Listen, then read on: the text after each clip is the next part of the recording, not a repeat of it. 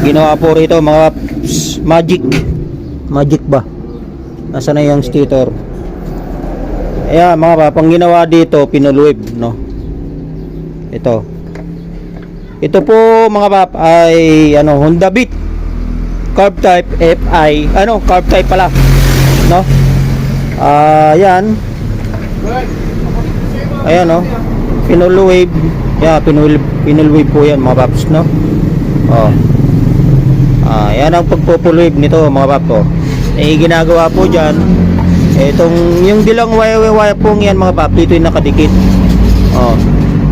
tapos yung ito dito na kinabit, ground kasi yan, yung green, ayan, ground yan, dito ilulutang, diba? Yan, ganyan po, convert yan. Kasi ito po kasi mga pap, naka half wave. Paano natin malalaman kung talagang ito, na full wave na, i-share natin, tester sa loob, Ayan, mga papa, gagamit tayo ng multi-tester, digital, Ayan. Ayan, sinabi ko po mga papa, itong ground pinutol, kinabit dito sa dilaw, para dulo-dulo. Ayan, tingnan nyo, Yan. Wala. Wala rin. Ngayon, pag pinagsama, diyan pinagdikit. Yan. Yan, tumutunog po mga pap, no? Ibig sabihin, full wave yan, no? Ganyan. Dapat walang ground, hindi didikit sa ground. Hindi na ground yan. Kumbaga, lutang na po, mga pap. Lutang na ba? Lutang na ba si Manerva? Lutang na ba? Yan, pinakita lang namin mga pap para yung fight of regulator. Ayan. Ito, napulwib na to at isasalpak na lang yan mga paps. At ang ginagawa naman na ito mga pap, yan. Dilaw to dilaw, puti. Yun. Ang ginamit naming pang pulwib mga pap, ito. Liuha original na rectifier regulator. 5 pin po ito. Yan, 5 pin.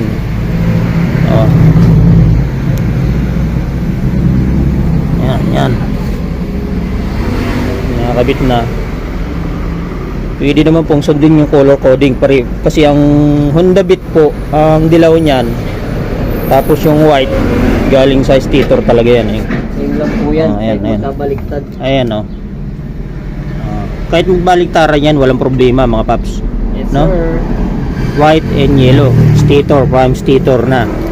Yan. Huwag lang yung positive ground. Ito yung half wave, yan yung half wave tawag yan. Ayan, half wave. Yan, ginagawa niya na. No?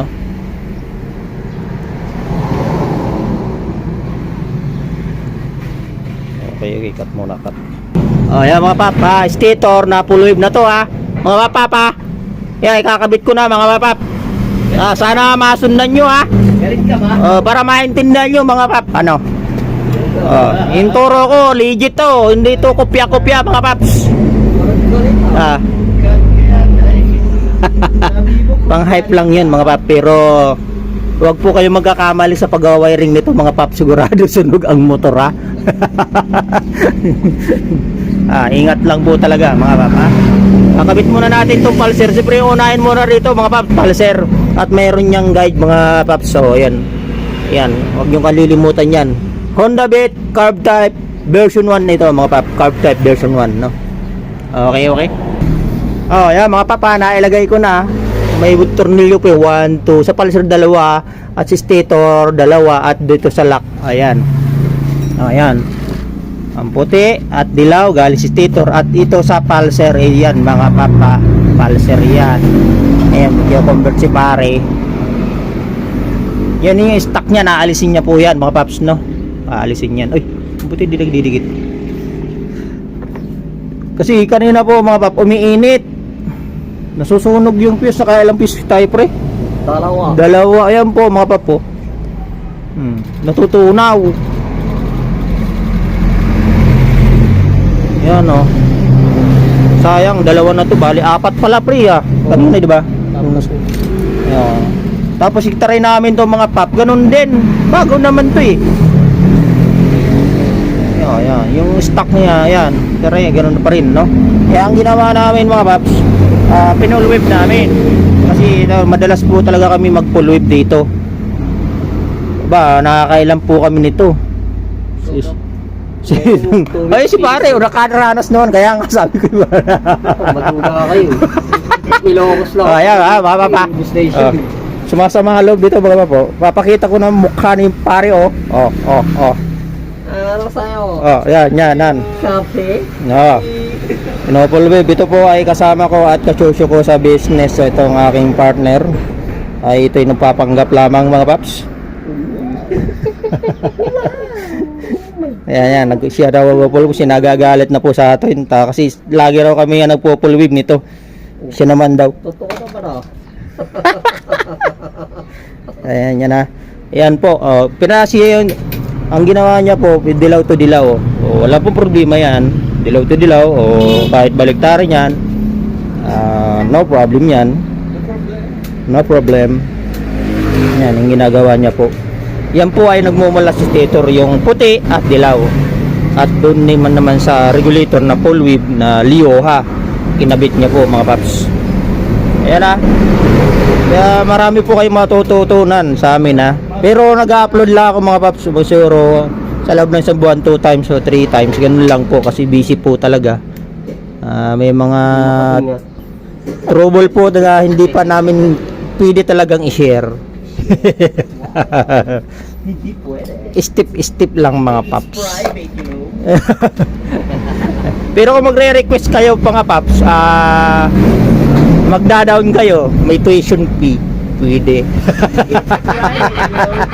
Mga paps, siyempre naman talent yun mga paps. Kung gusto nyo talaga magpaturo, PM lang po kayo sa page na yan. Sa upload natin ito, PM lang kayo. Kung gusto nyo po magpaturo sa FI, may talent fee po yan, no? Siyempre binabayaran po yan. Diba? Mahirap po mag-wiring at mahirap magkamali, lalo na to ganito. Aba. Ayan. Kahit sino pa dyan mga pap magpaturo pwede. No. Turo po, hindi turok ka, turo. Para magkatay turok. Para gusto ko yun Yan. Honda Beat, recommend ko sa mga naka Honda Beat. Wag pong kalilimutan mag-change oil, maintenance, palinis ng stator. Ayun nga, in-upload ko sa FB ko. Ang stator napakadumi. Sobra mga paps, sobra talaga. Siguro mula nung nabili, hindi malang nalilinis. At ngayon lang nalinis mga paps. Kaya kailangan po kasi nalilinis ang stator. Kasi ang stator po, yun ang nagkikreate ng AC current. Ito, alam ni pare, alam po niya. Kasi ito po ay nag-aral ng technician. Ibig sabihin, alam niya po ang pagdating sa wiring. Okay. Yan, yan po kinakabit niya na po. Diba?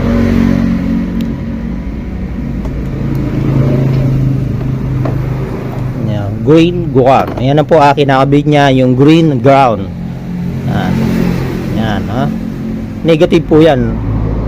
Honda, ang Honda po mga pap, ang ground niyan green or green po, green kasi Honda po, no? Ayan, Honda Beat curve type. Yan, pahabain natin ito mga pap. Mas mahaba video, maraming commercial. No? Ganun ba yun? Yes. Pag mahaba video. Yan. Mas malaki income kasi pag mahaba ang video. Yan. Dollar po to, dollar. Araw-araw lang, $1 lang pumapasok. Imagine mo magkano po ang dollar ngayon mga paps. 50. Magkano na po dollar ngayon? 53 baby. 53 53 araw-araw may pumapasok sa 53 pesos araw-araw. Sa loob ng isang buwan magkano 'yun mga paps? Malaki na rin 'yun nun. Kaya marami po mga pap na mga vlogger na talagang mapera ngayon, mayaman. Kami lang ang hindi. Kami po ang kumbaga mabuhay lang po kami. Kumain lang ng 3 beses isang araw, pwede na. Lol. Papakainin na lang kita. Ayan. Ilang beses doon sa isang araw? Kakain. Kakain? Apat? Pwede pala rin yung pagkain na lang.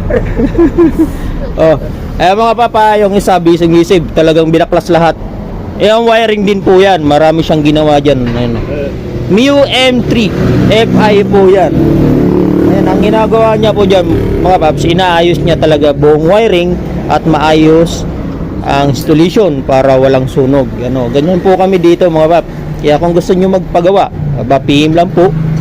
FB page, Mechanic Doctor, YouTube channel, pwede po kayong mag-PM o pumunta dito sa shop. Ano, mga paps. Google Map, may nasa Google Map na po ito, mga location. Hanapin niyo lang Mechanic Doctor number 0123 National Road kay Pumbo, Santa Maria. Makikita nyo na agad yun, mga paps, nasa Google Map na.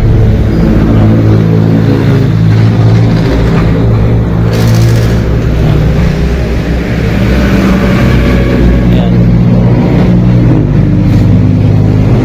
Pinagsama mo na lang dito. Kaya nga, control na yan eh. Lalayo ka pa.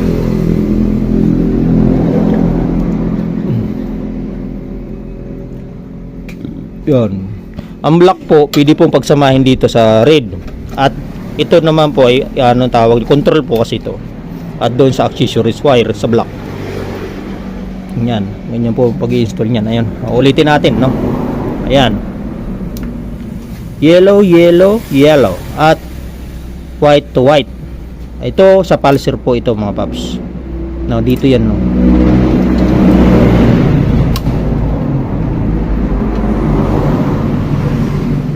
Nasaan na yung pulser dito, pre? Wala pa eh. Ito pa pulser oh. Ayun nga. Layo ah. Layo nga eh. Kaya nga inuli ko na eh.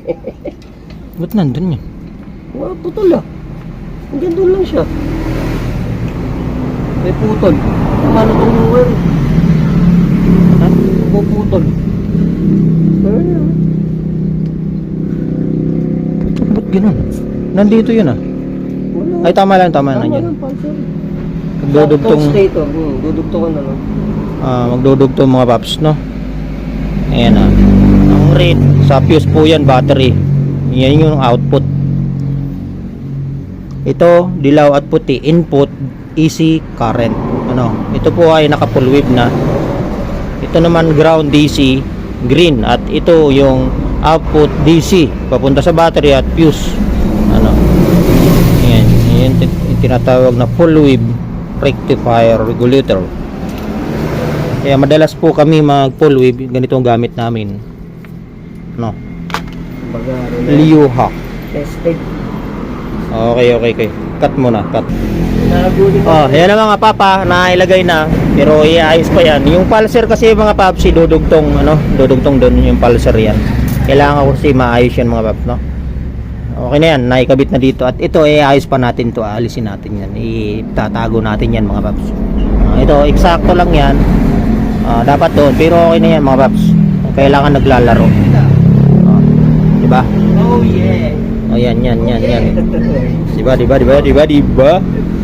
Ano yan, mamaya titestingin natin yan, malalaman ninyo yung voltage yan, kasi gagamitan namin ng voltage meter pala, mga paps. Voltage. Ayan na. Okay. Ayan mga pap, nagpo-start na. Yeah man. Kanina hindi po nagpo-start yan, no? Up. Ayan natin. Ayun, no? Kanina wala po yan, ha? Okay. Uy! Ayan mga pap, ganyan o pagpopulwin, mga pap. Nataas pa yan, ano? Pag tumatakbo na, 13.6. Nagiging ano ni po, mga pap, mga 14 pag tumatakbo na ito, no? 14, yan. Ganda po yan, mga pap. Ito dyan. Kanina po, napakagulo yan. Nagiging 9 volt lang yan. Ngayon, na full wave na, okay na. Pati battery, bago. Ang lutong ng pipe niya, no? Ang lutong. Yan o. Ay, gumagawa yun ng pipe eh. Yan po mga paps, linggo ang ginamit namin. Full wave rectifier regulator charging system. Kaya good na good yan mga paps. Okay, yan. Kita nyo mga paps. Okay.